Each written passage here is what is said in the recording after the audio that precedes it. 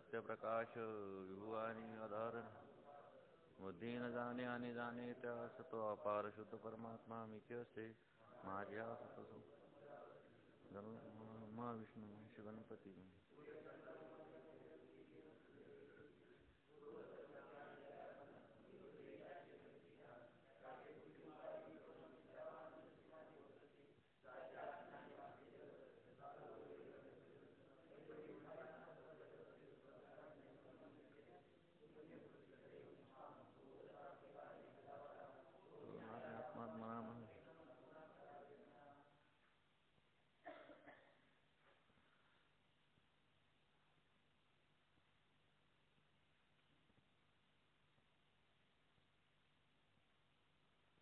दोषत्रया वाचून सुद्धा अध्यास कसा संभवू शकतो याप्रमाणे कार्याध्यासाची सिद्धी केली आणि आता कारणाध्यासाची सिद्धी करायची.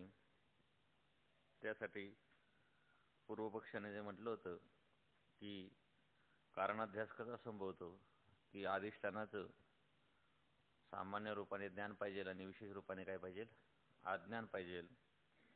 आणि आत्मस्वरूपाच्या ठिकाणी तर ज्ञान आणि अज्ञान या दोन्ही परस्पर विरुद्ध गोष्टी संभवू शकत नाही. त्यामुळे या ठिकाणी कारणाध्यासाचा सुद्धा काय आहे, असंभव आहे. त्यावेळेला त्यांनी सांगितलं की आत्मा हा प्रकाशरूप आहे, ज्ञानरूप आहे, स्वयंप्रकाश आहे. पण असं जरी असलं तरी आत्मस्वरूपाच्या ठिकाणी अज्ञान नसतंच असं नाही. कारण आत्म्याचा जो सामान्य प्रकाश आहे, म्हणजे जे काही सामान्य ज्ञान आहे, ते सामान्य ज्ञान अज्ञानाच्या विरोधी नाही. जर ते अज्ञानाच्या विरोधी असतं तर मनुष्य ज्यावेळेला झोपेमध्ये असतो आणि झोपेतून जागृतीमध्ये येतो आणि जागृतीमध्ये आल्याच्या नंतर सांगतो की मी रात्री काही जाणत नव्हतो. म्हणजे मी जाणत नव्हतो हे जे अज्ञान आहे, या अज्ञानाचं प्रकाशन कुणी केलं तर आत्म्याने केलं. म्हणजे आत्म्याच्याच ठिकाणी काय राहिलं, अज्ञान राहिलं. याचं कारण जर काय असेल तर जे सामान्य ज्ञान आहे ते सामान्य ज्ञान अज्ञानाच्या विरोधी नाही. कारण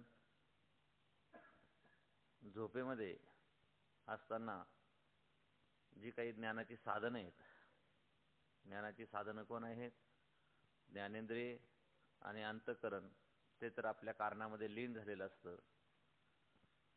आणि मग मी काही जाणत नव्हतो अशा प्रकारचं जे अज्ञान आहे ते जाणलं कोणी, जाणण्याचं साधन तर त्या ठिकाणी नाही. मग ते जाणलं कोणी, आत्म्यानेच जाणलं. पण आत्मा स्वतः जाणत नाही तर तो कोणाच्या तरी साह्याने जाणत असतो. जागृतीमध्ये अंतःकरण वृत्तीच्या साह्याने काय होत असतं, ज्ञान होत असतं. आणि सुषुप्तीमध्ये अविद्या वृत्तीच्या साह्याने काय केलं, मी अज्ञानी, मी काही जाणत नाही अशा प्रकारे त्या अज्ञानाचं काय केलं, प्रकाशन केलं. जर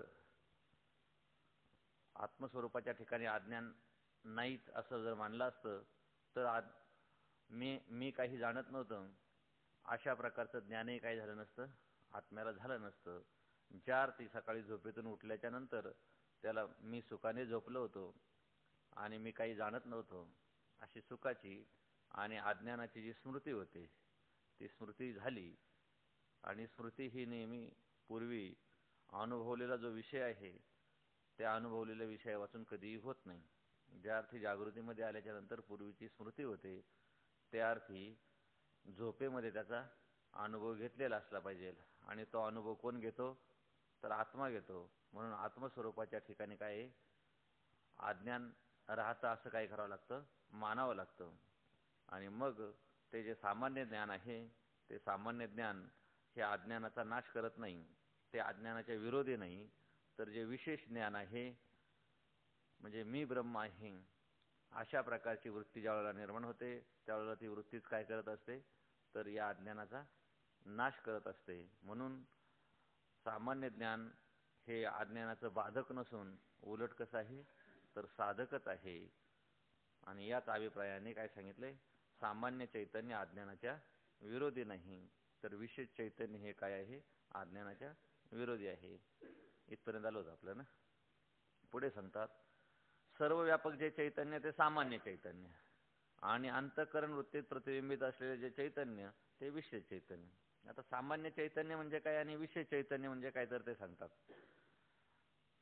ब्रह्म सर्व व्यापक आहे आणि सर्व व्यापक असणारं जे चैतन्य आहे त्या चैतन्याला काय म्हटलं जातं? सामान्य चैतन्य असं म्हटलं जातं. परंतु तेच चैतन्य ज्यावेळेला अंतःकरणाच्या वृत्तीमध्ये काय होत असतं? प्रतिबिंबित होत असतं, त्यावेळेला त्याच चैतन्याला काय म्हटलं जातं? विशेष चैतन्य. ज्याप्रमाणे सूर्याचा प्रकाश असतो, तो सूर्याचा प्रकाश कसा आहे? सामान्य प्रकाश आहे.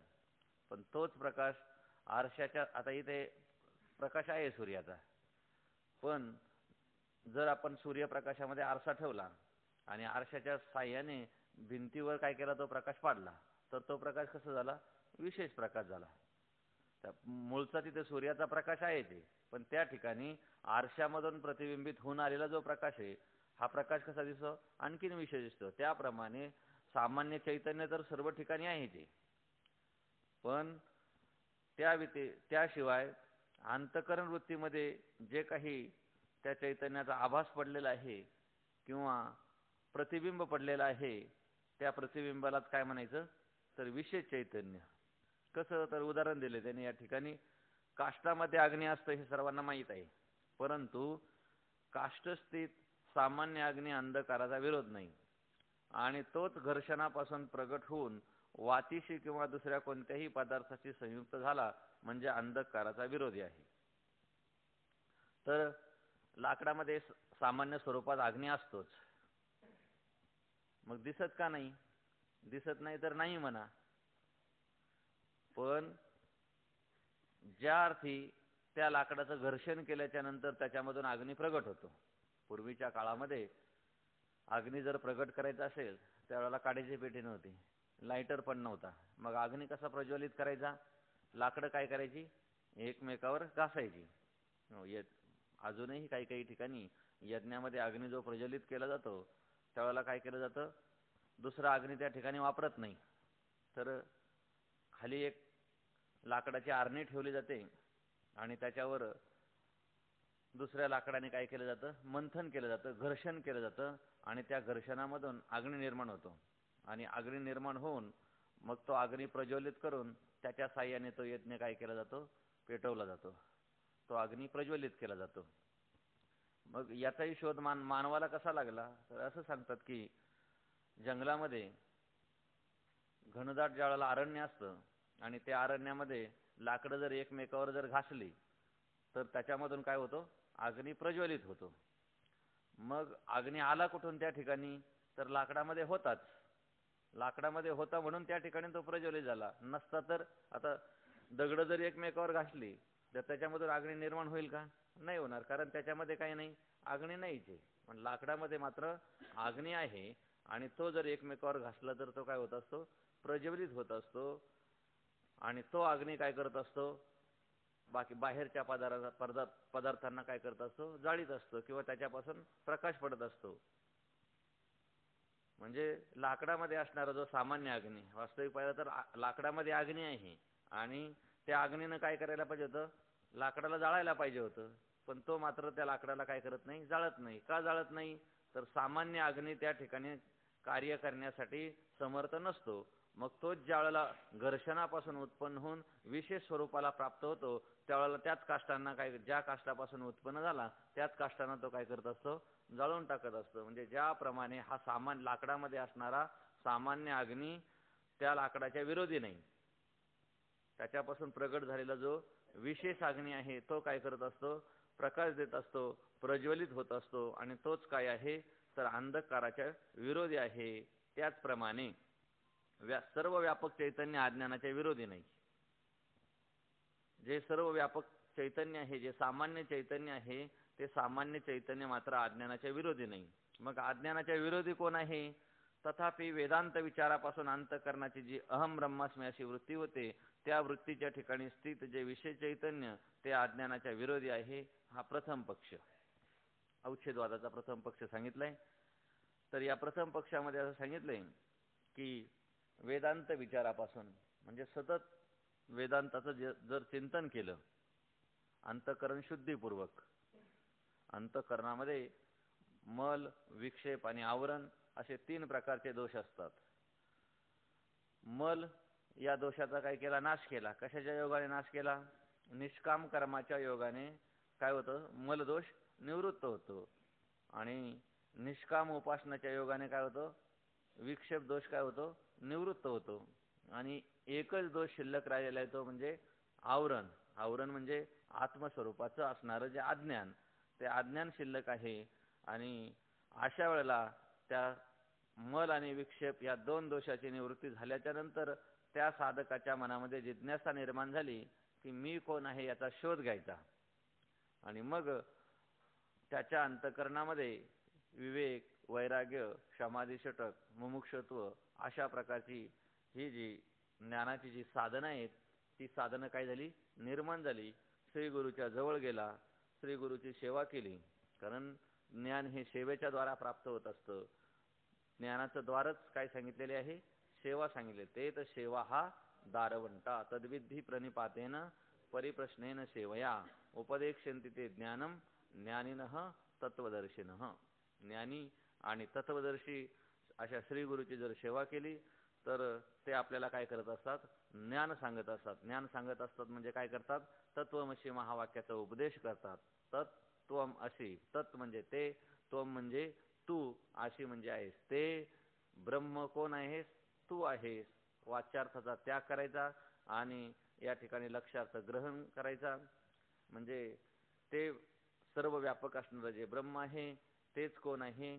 मी आहे. अशा प्रकारची अहम ब्रह्मास्मी वृत्ती त्या साधकाच्या अंतःकरणामध्ये ज्यावेळेला उत्पन्न होते आणि मग ती जी विशेष वृत्ती आहे, सामान्य रूपाने तर ब्रह्मचैतन्य आहेच प्रत्येकाच्या अंतःकरणामध्ये सुद्धा, परंतु सामान्य रूपाने असणारं जे सर्व व्यापक चैतन्य आहे ते चैतन्य मात्र अज्ञानाचा नाश करत नाही.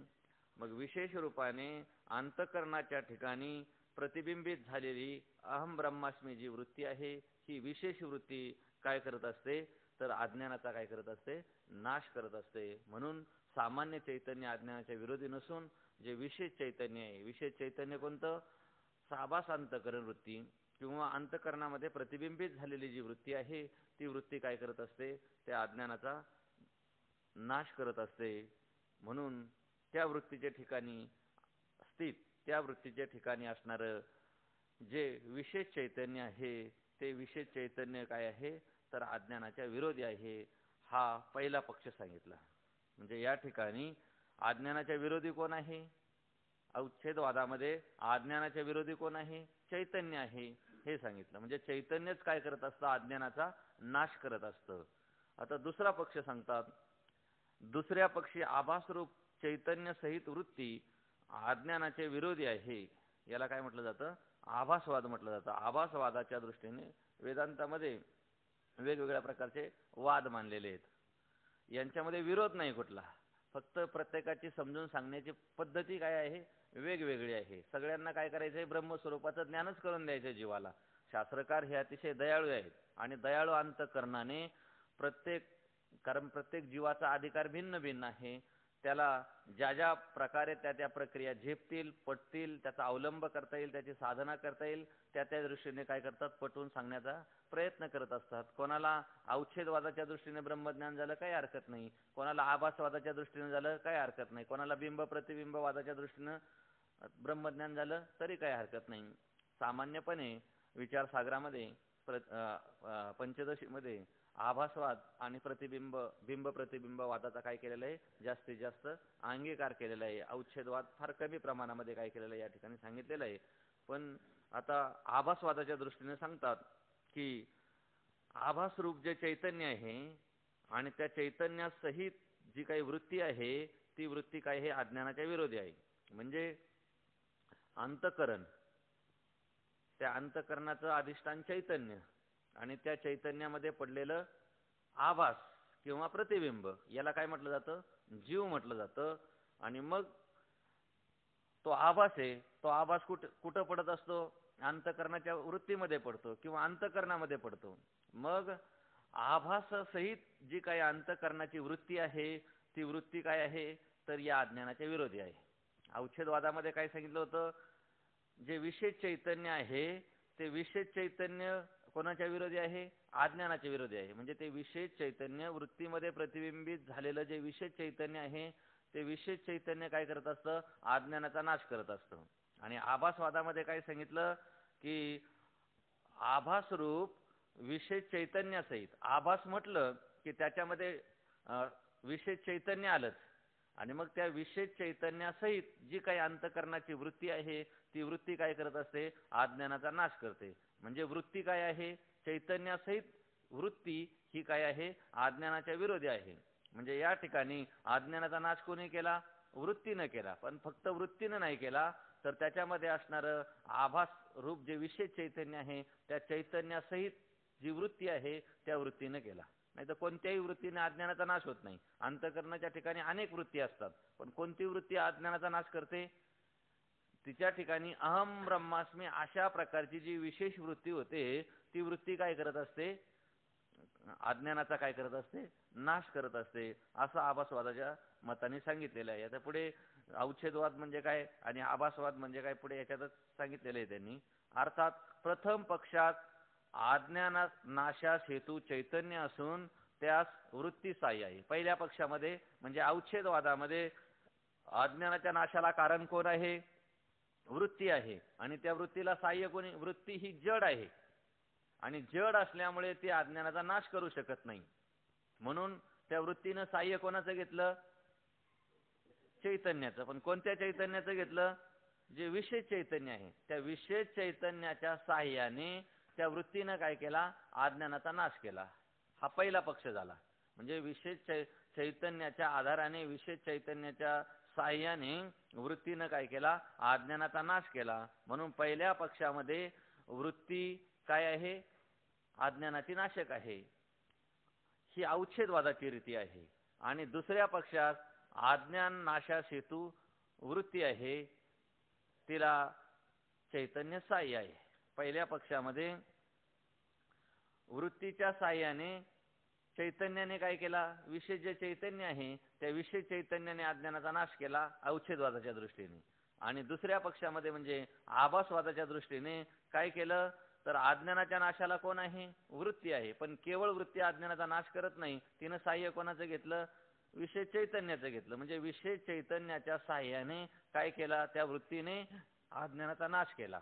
पहिल्या पक्षामध्ये चैतन्य काय करतं, अज्ञानाचा नाश करतं. कोणाच्या साह्याने, वृत्तीच्या साह्याने. त्याही ठिकाणी वृत्ती आहेत, पण वृत्तीचं साह्य घेऊन जे विशेष चैतन्य आहे त्या विशेष चैतन्याने अज्ञानाचा नाश केला. आणि दुसऱ्या पक्षामध्ये विशेष चैतन्याचं साह्य घेऊन वृत्तीनं काय केला, अज्ञानाचा नाश केला. असा दोन्ही पक्षामध्ये थोडासा फरक आहे.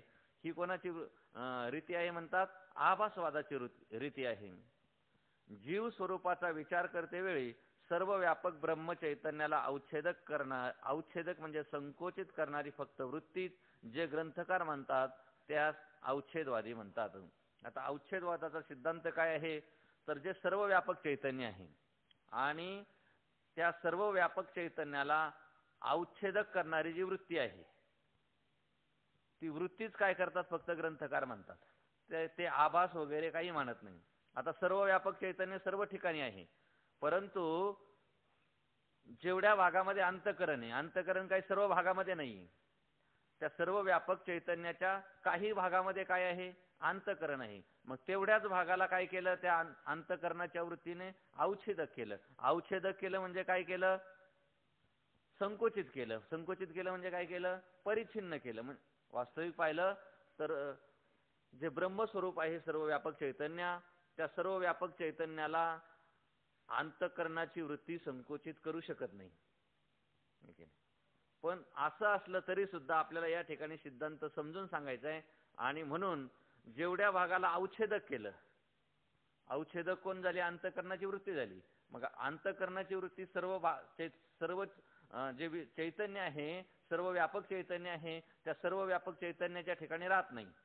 फक्त सर्व व्यापक चैतन्याच्या काही भागामध्ये म्हणजे थोड्याच ठिकाणी अंतःकरणाची वृत्ती राहिली, म्हणून त्या वृत्तीनं काय केलं, त्या सर्व व्यापक चैतन्याला अवच्छेदक केलं. अवच्छेदक केलं म्हणजे काय केलं, त्याला परिच्छिन्न केलं, संकुचित केलं. आणि मग संकोचित करणारी जी संकोचित करणारी कोण आहे, फक्त वृत्तीच आहे. तिथे आभास नाही आणि तिथे प्रतिबिंब पण नाही. तिथं त्या चैतन्याला फक्त त्या वृत्तीनं काय केलं, परिच्छिन्न केलं, काय आणखीन संकोचित केलं. म्हणून संकोचित करणारी काय केली, फक्त जी वृत्ती आहे ती वृत्तीच काही ग्रंथकार म्हणतात. आणि त्या ग्रंथकार त्यांना काय म्हटलं जातं, अवच्छेदवादी म्हटलं जातं. कारण काय केलं इथं, फक्त सर्व व्यापक जीव म्हणजे काय, तर सर्व व्यापक चैतन्याच्या जेवढ्या भागाला अंतःकरणाच्या वृत्तीनं काय केलं, संकोचित केलं, त्यालाच काय म्हणायचं, जीव असं म्हणायचं. ते प्रतिबिंब आणि आभास दोन्ही मानत नाही, म्हणून त्यांना काय म्हणायचं, तर अवच्छेदवादी असं म्हणायचं. त्यास अवच्छेदवादी म्हणतात.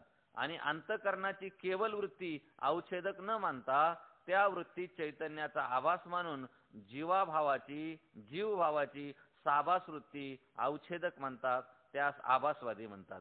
आता हे आभासवादी काय म्हणतात, तर फक्त अंतःकरणाची वृत्तीच त्या सर्व व्यापक चैतन्याला अवच्छेदक करते असं नाही.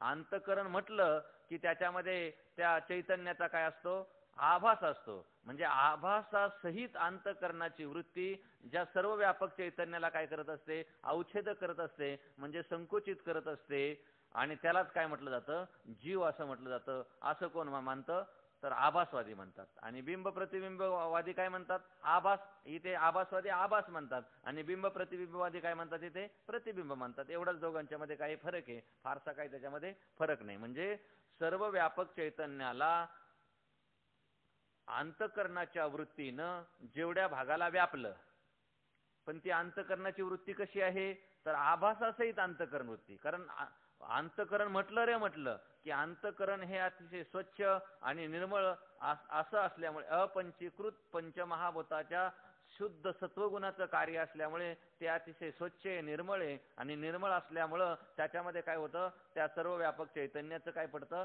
प्रतिबिंब पडतं, किंवा त्या चैतन्याचा काय होतो, आभास पडतो. मग त्या आभासासहित वृत्तीनं अंतःकरणाच्या जेवढ्या भागाला व्यापलं म्हणजे वास्तविक पाहिलं तर त्याला सर्व भागाला ती चैतन्याला व्यापू शकत नाही. म्हणजे जेवढ्या भागाला काय केलं, अवच्छेदक केलं म्हणजे काय केलं, संकुचित केलं. कुणी केलं, आभासासहित वृत्तीनं जेवढ्या भागाला संकुचित केलं त्यालाच काय म्हणतात, तर जीव म्हणतात.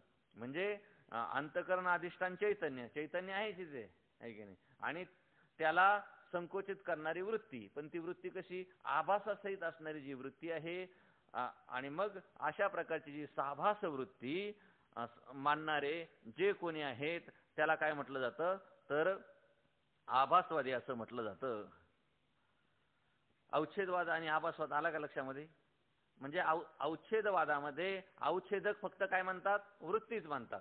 सर्व व्यापक चैतन्याला व्यापणारी कोण म्हणतात, वृत्तीच म्हणतात. आणि आभासवादामध्ये आभासवादी काय म्हणतात, सर्व व्यापक चैतन्याला वृत्ती मानतात, पण ती वृत्ती कशी म्हणतात, आभासासहित वृत्ती म्हणतात. अवच्छेदक करणारी कोण आहे, आभासासहित वृत्ती, म्हणून त्यांना काय म्हणतात, आभासवादी असं म्हणतात. केवळ वृत्ती अवच्छेदक न मानता त्या वृत्तीत चैतन्याचा आभास मानून जीव भावाची साभास वृत्ती अवच्छेदक म्हणतात. म्हणजे जीव भावाला प्राप्त झालेली, जीव या संज्ञेला प्राप्त झालेली जी साभास वृत्ती, जीव त्यालाच म्हणतात, आभासासहित अंतःकरणाची वृत्ती. आणि त्याला अधिष्ठान सर्व व्यापक चैतन्य आहे. म्हणजे सर्व व्यापक चैतन्य अधिष्ठान सर्व व्यापक चैतन्यासहित त्या वृत्तीमध्ये पडलेला आभास आणि त्या आभासासहित वृत्ती म्हणजे तो जीव. म्हणून जीव भावाची जी काही साभास वृत्ती आहे ती साभास वृत्ती आभासासहित, साभास वृत्ती म्हणजे आभासासहित असणारी जी वृत्ती, ती वृत्तीच काय म्हणतात, अवच्छेदक म्हणतात. म्हणून त्याला काय म्हणतात, आभासवाद असं म्हणतात. आणि त्या आभासवादींच्या मतात सामान्य चैतन्याप्रमाणे विशेष चैतन्य ही अज्ञानाचे विरोधी नाही. आता या आभासवादामध्ये सामान्य चैतन्य जसं अज्ञानाच्या विरोधी नाही, तसं विशेष चैतन्य सुद्धा काही नाही, अज्ञानाच्या विरोधी नाही, असं कोण म्हणतं, आभासवादी म्हणतात. अवच्छेदकवादी म्हणतात की विशेष चैतन्य हे काय आहे, अज्ञानाच्या विरोधी आहे. पण आभासवादी म्हणतात सामान्य चैतन्य जसं अज्ञानाच्या विरोधी नाही तसं विशेष चैतन्य सुद्धा काय नाही, अज्ञानाच्या विरोधी नाही. मग अज्ञानाच्या विरोधी आहे कोण, तर ते सांगतात वृत्ती सहित आभास किंवा आभास वृत्ती अज्ञानाच्या विरोधी आहे. तर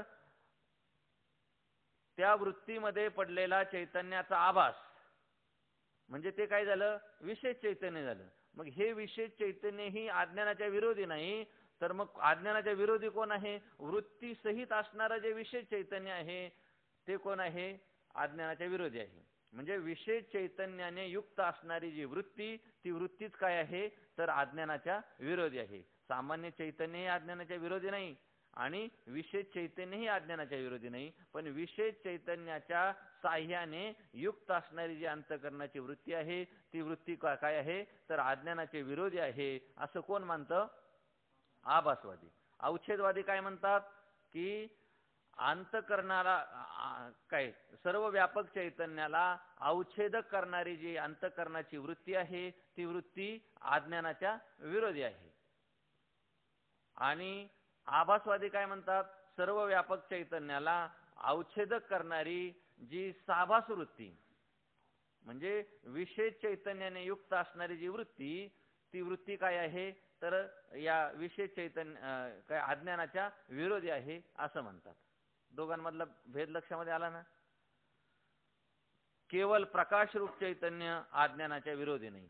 आभासवादाच्या दृष्टीनं फक्त जे विशेष चैतन्य आहे ते विशेष चैतन्य अज्ञानाच्या विरोधी नाही, तर विशेष चैतन्याने युक्त असणारी जी अंतःकरणाची वृत्ती ती काय आहे, तर या अज्ञानाच्या विरोधी आहे. म्हणजे अवच्छेदवादाच्या मताने विशेष चैतन्य हे अज्ञानाच्या विरोधी आहे आणि आभासवादाच्या दृष्टीनं विशेष चैतन्याने युक्त असणारी अंतःकरणाची वृत्ती ही काय आहे, तर अज्ञानाच्या विरोधी आहे. एकंदर विवेचनावरून आत्मचैतन्याच्या ठिकाणी अज्ञान आहे असे सिद्ध झाले. या सर्वच्या सर्व विवेचनावरून आत्म चैतन्य आहे, त्या चैतन्याच्या ठिकाणी अज्ञान राहतं हे काय झालं, सिद्ध झालं. आणि ते अज्ञानच सर्व अध्यासाचे कारण आहे. आणि ते जे अज्ञान आहे त्या अज्ञानामुळेच काय होऊ शकतो, अध्यास घडू शकतो. म्हणजे कोणता अध्यास घडू शकतो, आत्मस्वरूपाच्या ठिकाणी जो अहंकारादी बंध आहे त्या अहंकारादी बंधाचा काय घडतो, अध्यास घडतो. आणि हा अध्यास घडण्याला कारण कोण आहे, तर अज्ञान हेच काय आहे, कारण आहे.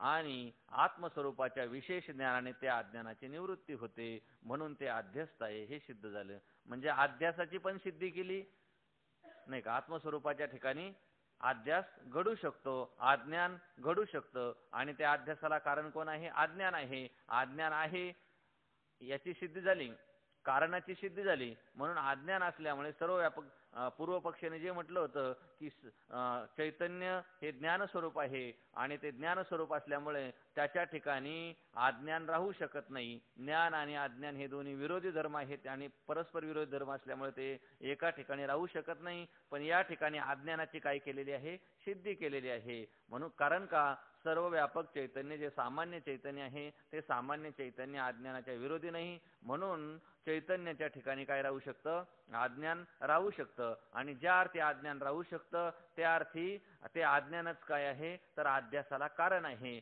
आणि अज्ञान अध्यासाला कारण असल्यामुळे आत्मस्वरूपाच्या ठिकाणी अहंकारादी बंधाचा काय घडू शकतो, अध्यास घडू शकतो. आणि मग ते जे अज्ञान आहे त्या अज्ञानाची निवृत्ती कशाच्या साह्याने होते, तर विशेष ज्ञानाने. म्हणजे मी ब्रह्म आहे अशा प्रकारची जी अंतःकरणाची वृत्ती आहे किंवा अशा प्रकारचं जे विशेष ज्ञान आहे त्या ज्ञानाच्या योगाने ते जे अज्ञान आहे त्या अज्ञानाची काय होऊ शकते, निवृत्ती होऊ शकते. म्हणजे जे मूल अज्ञान आहे, दोन प्रकारचं अज्ञान आहे, स्थूल अज्ञान आणि मूल अज्ञान. स्थूल अज्ञान म्हणजे व्यवहारामध्ये सुद्धा मनुष्य काय म्हणतो, मी अज्ञानी आहे, मी अज्ञानी आहे, मला काही समजत नाही, याला काय म्हणायचं, स्थूल अज्ञान. आणि आत्मस्वरूपाचं जे अज्ञान आहे त्या अज्ञानाला काय म्हणायचं, मूल अज्ञान. म्हणजे कार्यासहित जे कारण मूळ असणारं जे अज्ञान, त्या अज्ञानाची काय होऊ शकते, त्या विशेष चैतन्याच्या योगाने ती जी वृत्ती आहे त्या वृत्तीच्या साह्याने त्या अज्ञानाचा काय करते, तर नाश करते. म्हणून विशेष ज्ञानाने त्या अज्ञानाची निवृत्ती होते. आणि ज्या अर्थी त्याची निवृत्ती होते त्या अर्थी ते काय आहे, आद्यस्त आहे. कारण आद्यस्त पदार्थाचीच ज्ञानाने काय होत असते, निवृत्ती होते.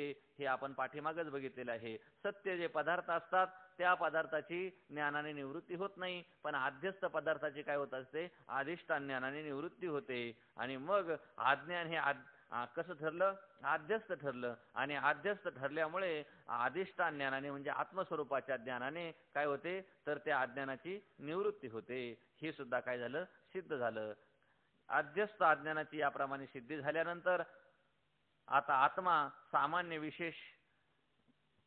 विशेष भावरहित निर्विशेष असा आहे. असा निर्विशेष स्वयंप्रकाश रूप आत्मा सामान्य रूपाने ज्ञात आणि विशेष रूपाने अज्ञात असे म्हणणे संभवत नाही. व म्हणूनच केवळ स्वयंप्रकाश आत्मेच्या ठिकाणी बंधाचा अध्यास घडत नाही. या शंकेचे समाधान सांगतो. त्यांनी दुसरी शंका केली त्या ठिकाणी की आत्मा कसा आहे, तर सामान्य विशेष भावरहित, म्हणजे आत्म्याच्या ठिकाणी सामान्य आणि विशेष अशा प्रकारचा कुठलाही भाव नाही. तो कसा आहे, निर्विशेष असा आहे. आणि मग असा निर्विशेष स्वयंप्रकाश असणारा जो आत्मा, तो आत्मा त्या आत्म्याचं सामान्य रूपाने ज्ञान आहे आणि विशेष रूपाने अज्ञान आहे असं म्हणणं काही संभवत नाही. कारण का आत्मा हा केवळ स्वयंप्रकाश आहे आणि स्वयंप्रकाश असल्यामुळे त्याच्या ठिकाणी सामान्य विशेष असा कुठल्याही प्रकारचा भाव संभवत नाही. आणि म्हणून त्या स्वयंप्रकाश आत्मस्वरूपाच्या ठिकाणी अहंकारादी बंधाचा अध्यास घडत नाही. अशा प्रकारे पूर्वपक्षाने काय केली होती, शंका उपस्थित केली होती. त्या शंकेचं समाधान या ठिकाणी सांगतात. प्रथम एक गोष्ट लक्षात ठेवली पाहिजे की अध्यासाला आत्मस्वरूपाच्या ठिकाणी सामान्य विशेष भाव पाहिजेत असे आमचे म्हणणेच नाही. तर ते सांगतात की पूर्वपक्षाचं जसं म्हणणं आहे की आत्मस्वरूपाच्या ठिकाणी सामान्य विशेष भाव संभवत नाही, पण आम्ही सांगतो की ज्यावेळेला अध्यास घडतो त्या अध्यास घडण्यासाठी आत्मस्वरूपाच्या ठिकाणी सामान्य आणि विशेष भाव पाहिजे तरच अध्यास घडतो असं आमचं म्हणणं नाहीये.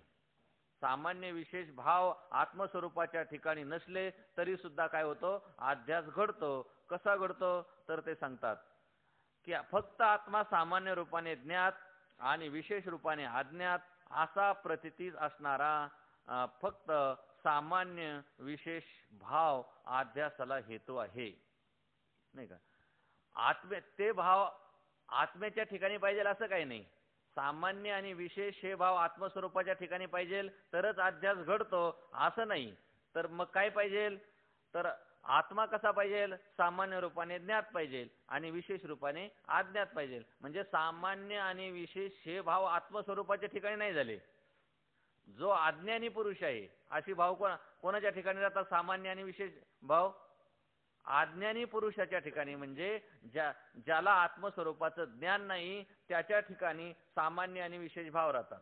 म्हणजे त्याला आत्म्याचं सामान्य रूपाने ज्ञान असतं आणि विशेष रूपाने काय असतं, अज्ञान असतं. मग ते सामान्य विशेष भाव अध्यास घडण्यासाठी आत्मस्वरूपाच्या ठिकाणी पाहिजे असं काही नाही. फक्त ज्याला प्रतीती येते, कशाची प्रतीती येते, की आत्मा हा सामान्य रूपाने ज्ञात आहे आणि विशेष रूपाने ज्ञात आहे, अशा प्रकारची प्रतीती ज्याला येते त्या प्रतीती असणाऱ्याच्या ठिकाणी सामान्य आणि विशेष भाव, आणि ते सामान्य विशेष भाव तेच काय आहेत, तर अध्यासाला हेतू आहेत. कसे हेतू आहेत, तर ते सांगतात आणि अज्ञानी जीवांना आत्म्याचे सामान्य रूपाने ज्ञान आणि विशेष रूपाने अज्ञान आहे. जे अज्ञानी जीव आहेत म्हणजे ज्यांना ब्रह्मस्वरूपाचं ज्ञान झालेलं नाही अशा सर्वच्या सर्व जीवांना आत्म्याचं सामान्य रूपाने ज्ञान आहे आणि विशेष रूपाने काय आहे, अज्ञान आहे. मी आहे, मी आहे, हे जे मीच स्फुरण आहे, हे स्फुरण म्हणजे कोणाचं आहे, आत्म्याचं स्फुरण आहे, नाही का. आस्ती पुढे सांगितलंय, आस्ती भाती प्रिय आणि कुटस्थ हे काय कोणाचे, हे कोणाचे आहेत, नित्यमुक्तादी हे कोणाचं स्वरूप आहे, आत्म्याचं स्वरूप आहे. पण याच्यापैकी आस्ती रूपाने सर्वांना काय आहे, आत्मस्वरूपाचं ज्ञान आहे. मी आहे, मी आहे हे आस्ती रूपाने सर्वांना काय आहे, ज्ञान आहे. पण मी मात्र कसा आहे, नित्य स्वरूप आहे, मुक्त स्वरूप आहे, आनंद स्वरूप आहे, कुटस्थ स्वरूप आहे. अशा प्रकारचं सर्व जीवांना काही नाही, त्याचं ज्ञान नाही. म्हणजे विशेष रूपाने त्याचं काय आहे, अज्ञान आहे. सामान्य जीवाच्या ठिकाणी सामान्य रूपाने काय आहे, तर आत्मस्वरूपाचं ज्ञान आहे आणि विशेष रूपाचं काय आहे त्याचं अज्ञान आहे. म्हणून अज्ञानी जीवांना आत्म्याचे सामान्य रूपाने ज्ञान आणि विशेष रूपाने काय आहे तर अज्ञान आहे. तसे असल्या वाचून मी मनुष्य आहे इत्यादी अध्यस्त व्यवहार संभवनीय नाही. आणि तसं जर नसतं, कसं, जर जीवाला आत्मस्वरूपाचं सामान्य रूपाने ज्ञान नसतं आणि विशेष रूपाने अज्ञान नसतं, तर मग त्याला मी मनुष्य आहे अशा प्रकारचा अध्यास त्याला घडला नसता. नाही का? सर्व माणसं काय म्हणतात, मी कोण आहे, मनुष्य आहे. का मी आत्मा आहे असं म्हणतात? मी आत्मा आहे असं म्हणत नाही. म्हणून आत्मस्वरूपाच्या ठिकाणी कोणाचा अध्यास करतात, मनुष्यत्वाचा अध्यास करतात. आणि मनुष्यत्वाचा अध्यास करून त्यात तसा काय करतात, जगामध्ये व्यवहार करताना सुद्धा आपल्याला दिसतात. मग ज्या अर्थी आत्मस्वरूपाच्या ठिकाणी या मनुष्यत्वाचा काय होत असतो, अध्यास होतो, त्या अर्थी त्या जीवाच्या ठिकाणी, त्या अज्ञानी जीवाच्या ठिकाणी आत्मस्वरूपाचं सामान्य रूपाने काय आहे, ज्ञान आहे आणि विशेष रूपाने काय आहे, अज्ञान आहे. तरच हा काय घडू शकतो, अध्यास घडू शकतो. आणि हे आपल्याला सर्व ठिकाणी काय पाहायला मिळतं. याच्यासाठी काही शोधायला जायची काही गरज नाही कुठं. म्हणून हा अध्यास घडतो मनुष्यत्वाचा, त्याच अर्थी त्याला आत्मस्वरूपाचं सामान्य स्वरूपानं ज्ञान आहे आणि विशेष रूपाने काय आहे, अज्ञान आहे. आणि तसे असल्या वाचून मी मनुष्य आहे इत्यादी अध्यस्त व्यवहार संभवनीय नाही. तसे असल्या वाचून म्हणजे सामान्य रूपाने ज्ञान असल्या वाचून आणि विशेष रूपाने अज्ञान असल्या वाचून त्याच्या ठिकाणी मनुष्य म्हणजे मी मनुष्य आहे अशा प्रकारचा जो अध्यस्त व्यवहार आहे तो व्यवहार घडणं संभवनीय नाही. अस्ति, भाती, प्रिय, कूटस्थ, नित्यमुक्तादी आत्म्याचे स्वरूप आहे. त्यापैकी मी आहे या बोधाने आत्म्याचे फक्त अस्तित्व मात्र सर्व अज्ञानी जीवांना ज्ञान आहे. आणि कूटस्थ, नित्यमुक्तादी आत्म्याचे विशेष रूप ज्ञात नाही. तर ते सांगतात की अस्ति, भाती, प्रिय, कूटस्थ आणि नित्यमुक्तादी आत्म्याचे स्वरूप आहे. आत्म्याचं स्वरूप कसं आहे, अस्ति, तर सत्ता रूपाने आहे या रूपाने म्हणजे सत्ता रूपाने, सद्रूपाने आत्म्याचं सर्वांना ज्ञान आहे. मी आहे या रूपाने काय आहे, आत्म्याचं सर्व जीवांना काय आहे, ज्ञान आहे. म्हणजे आत्म्याचं स्वरूप कसं आहे, अस्ति. अस्ति म्हणजे तो कधी नाही असं नाही, सर्व काळी तो त्याची काय असते, सत्ता असते. आणि भाती, भाती म्हणजे काय, त्याचं काय होतं, आपल्याला पुन्हा भान पण होतं, तो भासतो पण. म्हणजे तो आत्मा कसा आहे, ज्ञानरूप आहे, नाही का. आणि पुन्हा तो कसा आहे, प्रिय. आत्म्याचं स्वरूप काय सांगितलंय, प्रिय. प्रिय म्हणजे तो आत्मा कसा आहे, आनंद रूप आहे. बाकीच्या जड वस्तू या आनंद रूप नाही, पण आत्मा हा चैतन्य स्वरूप असल्यामुळे तो कसा आहे, आनंद रूप आहे. म्हणून उपनिषदामध्ये त्याचं वर्णन केलं आहे, सत्यम ज्ञानम अनंतम ब्रह्म. किंवा सत्य ब्रह्म कसं आहे, सद्रूप आहे. ब्रह्म कसं आहे, चिद्रूप आहे म्हणजे ज्ञानरूप आहे. आणि ब्रह्म पुन्हा कसं आहे, आनंद रूप आहे. म्हणून प्रिय हे काय आहे, त्याचं स्वरूप आहे. आणि पुन्हा काय सांगितलं, कूटस्थ. कूटस्थ म्हणजे पंचदशीमध्ये कूटस्थ शब्दाचा अर्थ सांगितलाय, कुटवन निर्विकारेण स्थितः इति कूटस्थः. कुटवन, कुट म्हणजे त्या सोनाराची आयरन असते आणि त्याच्यावर काय केले जातात, दागिने घडवले जातात. मग दागिने घडवताना त्या आयरनीवर त्या हातोड्याने कितीही मारलं तरी सुद्धा त्या आयरनीमध्ये कुठल्याही प्रकारचा बदल होत नाही. ती जशी असते तशीच असते. बदल कशामध्ये घडतो, सोन्यामध्ये बदल घडतो आणि त्याच्यापासून वेगवेगळ्या प्रकारचे अलंकार निर्माण होतात.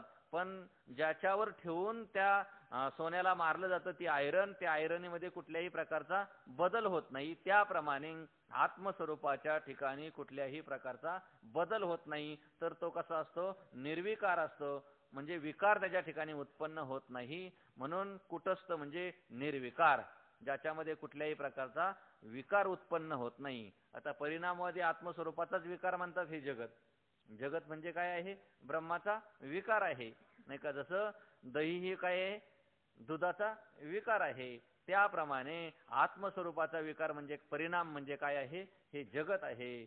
म्हणून त्यांना परिणामवादी म्हणतात, पण त्यांचा सिद्धांत चुकीचा आहे. या ठिकाणी सांगितलंय आत्म्याचं स्वरूप सांगतात की तो कसा आहे, कुटस्थ आहे आणि पुन्हा कसा आहे, नित्यमुक्त. आत्मा हा नित्यमुक्त आहे, तो कधीही बद्ध होत नाही. बद्ध झाल्यासारखा वाटला तरी सुद्धा तो बद्ध होत नाही. अज्ञानी जीवांच्या दृष्टीने त्यांना काय वाटतं की आत्मा हा बद्ध झाला, पण तो कधीही बद्ध होत नाही. बद्धतेचा त्याच्यावरती काय केला जातो, आरोप केला जातो आणि आरोप केल्यामुळे तो काय होतो, बंधनामध्ये अडकतो आणि बंधनामध्ये अडकल्यामुळे मग त्याच्यातून सुटण्याचा प्रयत्न करतो आणि मग तो काय होतो, नित्यमुक्त होतो. वास्तविक पाहिलं तर जीवाचं स्वरूप हे नित्यमुक्त जर नसेल तर तो कधीही नित्यमुक्त होणार नाही, आहे की नाही. कारण ज्याचं जे स्वरूप असतं त्या स्वरूपाला तो काय होत असतो, प्राप्त होत असतो. फक्त अज्ञानामुळे काय होतं, मध्यंतरी भ्रम होतो. ज्याप्रमाणे एखादा मनुष्य पेन्सिलने लिहित होता आणि लिहिता लिहिता त्याने काय केली, पेन्सिल कानावर ठेवली आणि कानावर ठेवल्याच्या नंतर इकडे तिकडे शोधायला लागला. खूप शोधलं आणि त्याला काही पेन्सिल सापडली नाही. शेवटी दुसऱ्या माणसाला विचारलं, बाबा रे माझी पेन्सिल हरवली, जर कुठं सापडत असली तर बघ. त्यावेळेला त्याने सांगितलं, तुझी पेन्सिल तुझ्या कानावरच आहे. आणि मग म्हणायला लागला, मला सापडली. आता ती हरवली होती का, हरवल्याचा काय झाला होता, भ्रम झाला होता. मग हरवलीच नाही, मग सापडली का, पण सापडली असा काय झाला, व्यवहार घडला की नाही. त्याप्रमाणे आत्मा हा कसा आहे, नित्यमुक्त आहे. नित्यमुक्त असताना सुद्धा त्याच्या ठिकाणी मी बद्ध आहे अशा प्रकारचा काय केला, आरोप केला गेला. अशा प्रकारचा भ्रम झाला, भ्रमाचा व्यवहार घडला आणि मग पुन्हा काय केलं, कर्म, उपासना आणि ज्ञान याच्या साह्याने तो काय झाला, पुन्हा म्हणायला लागला, मी आता काय झालो, मुक्त झालो. वास्तविक पाहिलं तर तुकोबाराय सांगतात, मुक्त होता परी बळे झाला बद्ध, घेऊन या छंद माझे माझे. हा जीव स्वरूपाने कसा आहे, मुक्तच आहे आणि मुक्त असताना सुद्धा याला कोणी बांधलं नाही. हाच काय केला, बांधला गेला. ज्याप्रमाणे माऊलीने उदाहरण दिले, तो पोपट असतो, पोपट, आणि पोपट पकडायचा जर असेल ना तर त्याच्यासाठी काय केलं जातं, एक नळी ठेवली जाते झाडावरती आणि मग त्या नळीवरती तो पोपट जाऊन बसतो आणि बसल्याच्या नंतर त्याच्या वजनाने ती नळी खाली जाते आणि खाली गेल्याच्या नंतर तो उलटा होतो आणि उलटा झाल्याच्या नंतर वरती पाहतो तर सगळं आकाशच दिसतं, त्याला काही दिसत नाही, त्याला जमीन दिसत नाही, काही नाही. आणि मग त्याला वाटतं, आता मी जर या नळीला सोडलं तर मग मी मात्र खाली पडणार आणि खाली पडल्याच्या नंतर मरणार. म्हणून तो आणखीन काय करत असतो, त्या नळीला घट्ट पकडून ठेवतो आणि शेवटी जरी त्याला माऊली सांगतात, जरी नेला तोडून अर्धा तोडून नेला तरी सुद्धा त्या नळीला सोडत नाही आणि मग तो पारधी येतो आणि त्या पोपट्याला काय करतो, पकडतो. वास्तविक पाहिलं तर त्या पोपट्याला कोणी बांधलंय का, यानेच काय करून घेतलं, स्वतःला बांधून घेतलं आणि मी बांधलो म्हणून ओरडायला लागला आणि शेवटी तोच काय झाला, श्री गुरुनी उपदेश केल्याच्या नंतर तो काय झाला, मुक्त झाला. म्हणजे जीवाला कोणीही बांधत नाही. एक मनुष्य रस्त्याने चालला होता, मध्यंतरी नदी लागली, नदीला पूर आलेला होता मोठा आणि त्या पुरामध्ये काहीतरी काळ्या रंगाची वस्तू वाहत चाललेली होती. याला वाटलं, सुंदर अशा प्रकारची कांबळ वाहत चाललेली आहे, आपण काय करावं, पटकन तिला काय जाऊन घेऊन यावं, कारण थंडीचे दिवस आहेत, आपल्याला उपयोगाला येईल. पाण्यामध्ये उडी टाकली, चांगला पोहणारा होता आणि हा त्या कांबळीला घ्यायला गेला तर यानं कांबळीला पकडायच्या अगोदर कांबळीनंच याला पकडलं. ते होतं अस्वल, पाण्यामध्ये वाहत चाललेलं होतं आणि ते कोणाचा तरी सहारा शोधत होता, आसरा शोधत होता. त्याला वाटलं बरं झालं आणि पटकन काय केलं, त्याला पकडलं आणि पकडल्याच्या नंतर तो बुडायला लागला आणि मग बाहेर जी माणसं उभी त्यांना सांगितलं, मला वाचवा, मी बुडालो. मग त्यानं सांगितलं, अरे बुडाला कसा, सोडून दे त्या कांबळेला. म्हणलं, मी सोडतोय कांबळेला, पण कांबळच मला आता सोडत नाही. तसं मनुष्य हौसेने संसार करायला जातो, संसार पकडायला जातो आणि मग तो संसारच याला इतका घट्ट पकडतो, यांनी जरी सोडायचा प्रयत्न केला तरी तो काय करत नाही, याला कधीही सोडत नाही आणि त्याच्यामध्ये आणखीन अडकून पडतो आणि मग पुनरपि जननम पुनरपि मरणम पुनरपि जननी जठरे शयनम, अशा प्रकारची ही परंपरा अखंड चालू असते. आणि म्हणून आत्म्याचं स्वरूप करताना या ठिकाणी सांगितले, तो आत्मा कसा आहे तर नित्यमुक्त अशा स्वरूपाचा आहे. आणि मग त्यापैकी हे जे आत्म्याचं स्वरूप सांगितलं कोणतं? अस्ति म्हणजे मी आहे, भाती म्हणजे माझा काय होत असतो? भास होतं. भास होतं म्हणजे आत्मा हा ज्ञान स्वरूप आहे. पुन्हा प्रिय, प्रिय म्हणजे आत्मा हा आनंद स्वरूप आहे. आणि कुटस्थ, कुटस्थ म्हणजे आत्मा हा कसा आहे? निर्विकार आहे. आणि नित्यमुक्त म्हणजे आत्म्याला कधीही कोणत्याही काळामध्ये बंधन नाही, तो नित्यमुक्त आहे. असं आत्म्याचं जे स्वरूप आहे त्यापैकी मी आहे या बोधाने आत्म्याचे फक्त अस्तित्व मात्र सर्व अज्ञानी जीवांना ज्ञात आहे. आणि हे जे आत्म्याचं स्वरूप सांगितलं अस्ति भाती प्रिय कुटस्थ नित्यमुक्तादी त्यापैकी अस्ति म्हणजे मी आहे अशा प्रकारचा जो बोध आहे त्या बोधाने काय होत असतं? आत्म्याचं अस्तित्व म्हणजे मी आहे, मी आहे अशा प्रकारचं जे अस्तित्व आहे ते अस्तित्व कोणाचं आहे? तर ते आत्म्याचंच अस्तित्व आहे. म्हणजे आत्म्याचं अस्तित्व रूपाने ज्ञान मात्र सर्व अज्ञानी जीवांना आहे, सर्वांना आहे. मी आहे, मी आहे, मी आहे असं म्हणजे आत्मा आहे असं अस्तित्व रूपानं जे आत्म्याचं ज्ञान आहे ते तो आत्मा सामान्य रूपाने म्हणजे अस्ति रूपाने सर्वांना काय आहे? तर ज्ञात आहे. पण कुटस्थ नित्यमुक्तादी आत्म्याच्या विशेष रूपाने ज्ञान नाही. म्हणजे तो आत्मा कुटस्थ आहे, आनंद रूप आहे, नित्यमुक्त रूप आहे अशा प्रकारचं म्हणजे मी आहे हे कोणाचं ज्ञान आहे? आत्म्याचं ज्ञान आहे. कोणत्या? म्हणजे अस्ति रूपाने असणारं ज्ञान हे आत्म्याचं ज्ञान काय आहे? सर्व जीवांना आहे. पण मीच कसा आहे? आनंद रूप आहे. मीच कसा आहे? ज्ञानरूप आहे. मीच कसा आहे? नित्यमुक्त आहे. सच्चिदानंद स्वरूप मी आहे अशा प्रकारचं मात्र त्या जीवांना काय नसतं? विशेष रूपाने त्या आत्म्याचं ज्ञान नसतं. म्हणजे विशेष रूपाने तो आत्मा कसा आहे? अज्ञात आहे. विशेष रूपाने ज्ञात नाही म्हणजे कसा आहे? विशेष रूपाने सामान्य जीवांना अज्ञानी जीवांना काय आहे? तर अज्ञात आहे. जेथे आत्म्याचे अस्तित्व रूप आहे तेथे भातित्व, प्रियत्व, कुटस्थादी विशेष रूप आहेत. परंतु त्या विशेष रूपाचं ज्ञान नाही.